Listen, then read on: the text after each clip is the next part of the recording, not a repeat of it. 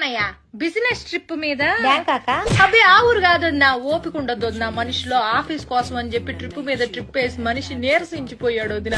అందుకే ఈ దేశంలోనే అదేదో ఊరమ్మా గోవా వెళ్తున్నాడు ఈ మధ్యన. ఆ ఊరు కంటే ఈ ఊరు ప్రయాణం సులువుట చిటుక్కుమంటూ వెళ్తాడు వదిన. లగేజ్ కూడా పెద్దగా ఏం ఉండదు వదిన. 2 నిక్కర్లు పట్టుకెళ్తాడు. నిక్కర్లు ఏందయ్యా అంటే ఫారినర్లతో మీటింగ్ రాజ్యం మామూలు విషయం కాదు, ఫ్యాషన్ గా ఉండాలంటాడు.